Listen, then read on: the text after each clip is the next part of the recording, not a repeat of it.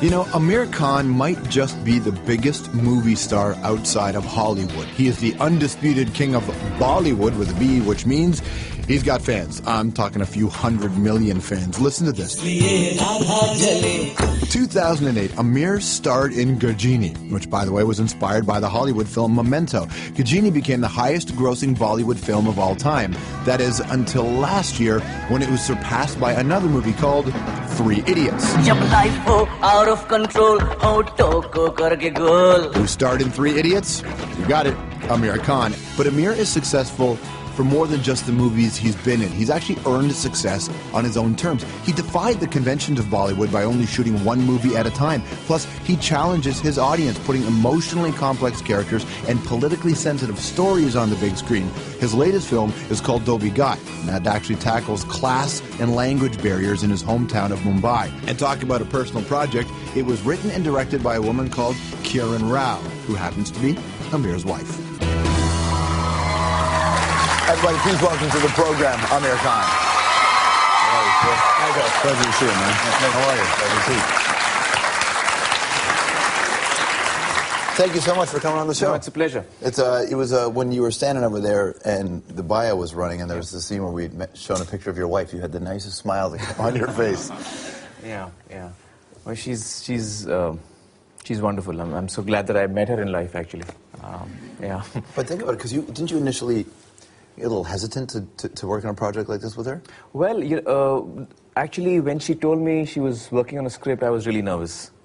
Because I was like, one of these days, this script is going to get complete and ready, and then I'll have to read it, and what if I don't like it, And then, some people in a relationship don't want to hear the truth about their script. What was she like? Well, she's a very straight up and honest person, so she would like me to say the truth. But it still is, it's still not comfortable, and it's a little heartbreaking if you don't like something your partner has done.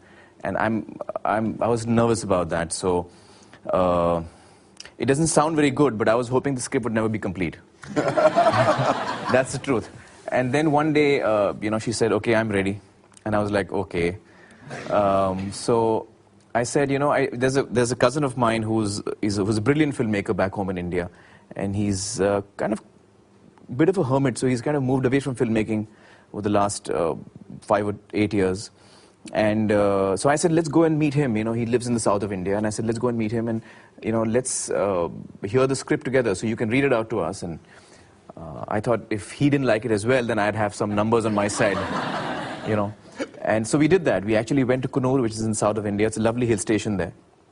And she read it out to Mansoor and me, and I just loved it. I mean, from the first scene itself, I got sucked into it. And I found her writing so delicate and brilliant, and the way she's written her characters, the voice of each character is so, unique and different. And, I fell in love with the script, and I fell in love with her once again, actually. Yeah. It's really well written. And you totally knew that was going to happen. No, but that's the truth. That is the truth. And when I began working with her, I mean, writing a script is one thing, but actually making a film is another. And to be a filmmaker, to be a film director, to be a good film director, you have to be a really good leader, because you're dealing with people and you're trying to get the best out of them. She's got amazing qualities as a director. She's very sensitive towards her actors. She's got a great energy about her, so everyone loves her, and she's a great leader, which all of us are really happy to follow her. So I feel really happy and privileged to be part of this film, and I feel so proud of Kiran. Yeah. The translation of the title is as Mumbai Diaries? Yes. People talk about September 11th, and obviously in London has their stuff. Mumbai is a city that went through some serious challenges as well. And yes. Is it still, talk about the effect that the terrorist attacks have had on the city? Well, actually, there have been a number of terrorist attacks, not only in Mumbai, but in other parts of India as well. And it's something that's most traumatic. And I guess everywhere in the world today, we are dealing with that and are confronted with that. Sometimes I feel that as people, not only in India, but all over the world, I feel as people, we have forgotten the power of forgiveness, and the power and the healing power that forgiveness has.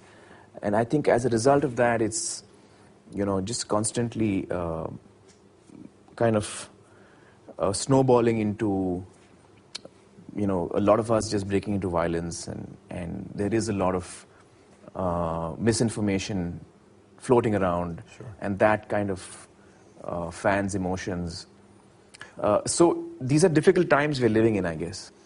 India's changed so much. I mean, just in the span of your career, India's gone from one television channel to 100 television channels. Right. And, you know, if you look at the list of billionaires around the world, 2 are from India. And everybody talks about the growing, the presence of middle class. 2 on record. 2. Right, yeah, on record, right.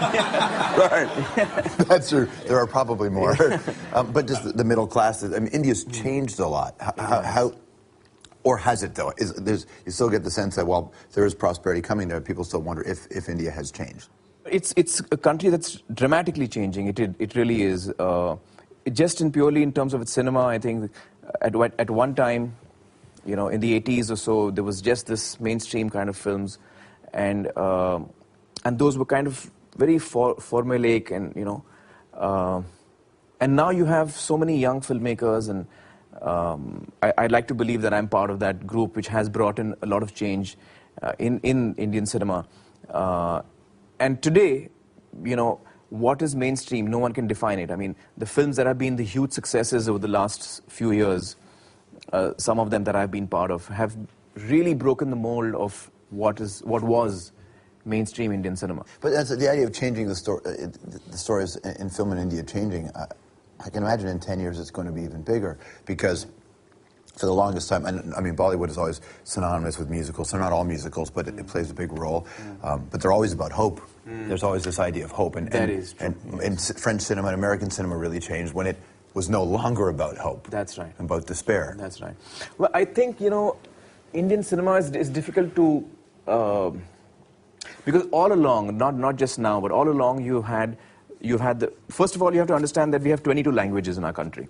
So we have films made in all of these 22 languages. And so when you say Indian cinema, you know, Hindi is the national language, so that's one cinema. And then you have Tamil and Telugu and Malayalam, Gujarati, and etc.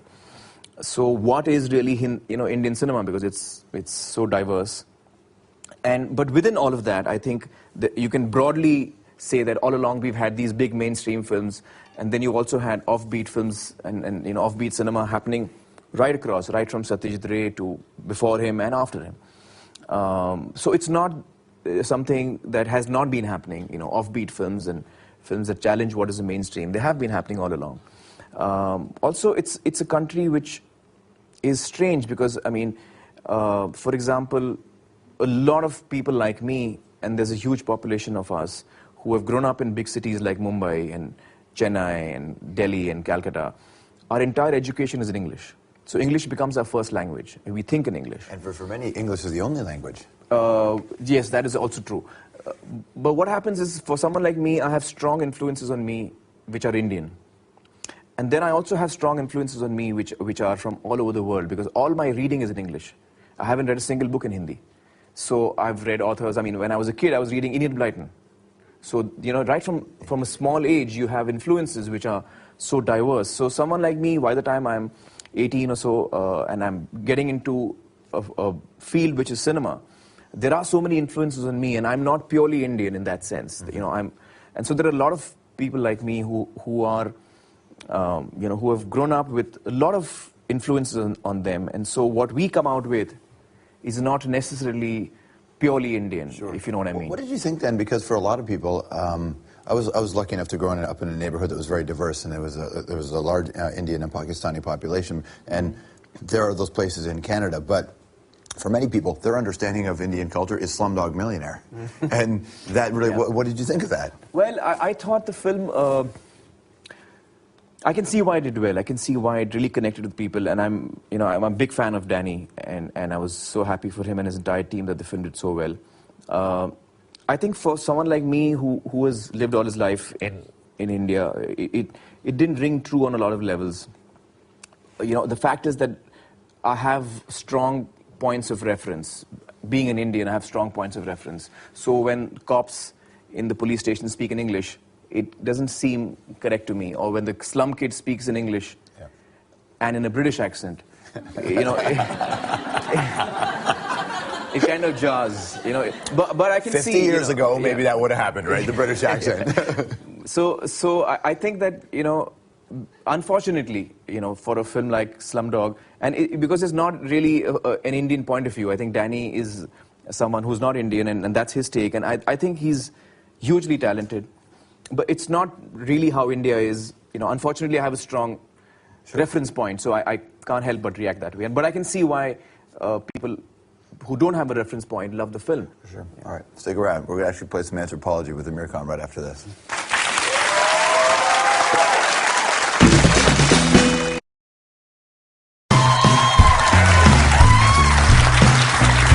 All right, you're back here on the program. We're hanging out with Aamir Khan. Time to get in some rapid-fire questions. Are you ready, sir?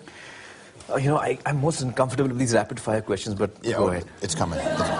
You can handle it. You're good for it. All right, let me see which one I'm going to... Okay, explain in less than 10 seconds the rules of cricket. Oh. Okay, so there are 3 sticks on one end, 3 sticks on the other end. There's one guy coming in and throwing the ball, wanting to knock the sticks off. The other guy with the bat is knocking the ball off. And once you hit the ball, everyone starts running madly here and there. I think you did it. Nice. What's your your favorite vacation spot? Oh, I think it's got to be Panchgani, which is a hill station by road about 4.5 hours drive from Mumbai. And that's where I used to go as a kid with my family, and I've been going there all through my life, and I have very strong memories of the place. We've had artists on the show who, you know, they make the projects. You know, George, I've been looking at you all along, and I'm wondering where I've seen you. And I've just realized I was at the opening film. Yes. The hockey film. That's right, yes. And you were in the film. I was in the film, yes. Yeah. That's funny. You were in the film. Yeah, that's where I'd seen you. Oh, so you were at the opening of the film festival. It was really enjoyable film, great fun. Yeah. It was really refreshing to see, you know, Canadians breaking out into songs. For a change. You just expected one of the hockey players to start doing this, right? That's what it was. A Bollywood moment. Yeah. It was a fun film to work on. It was. Yeah. What's the most daring thing you've ever done? Well, it wasn't a very smart thing to do, but in a film I had to run on the railway tracks onto an oncoming train, and I decided to do the shot myself. And in the script it read that, you know, my character, Siddharth Marathi, he jumps off at the last second. And when we shot the sequence, I had no idea that I was actually jumping off the last second, because the train was a good, you know, maybe 30, 40 feet away when I jumped off. But that distance the train covers in a second. Yeah. Which I discovered in the editing room. You know, when you can actually time, you know, the footage. And I realized that when I jumped off to when the train reached where I was, it was 1.2 seconds.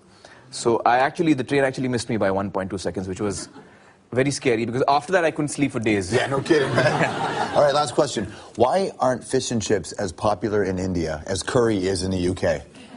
Oh, yeah. Well, you know, I guess because it doesn't taste as good. The film is called Don't Be God. Aamir Khan, everybody. Great to see you. Thanks for coming out. Really appreciate it. Subtitled.com is the website. Next time to be my friends. We'll see you next time.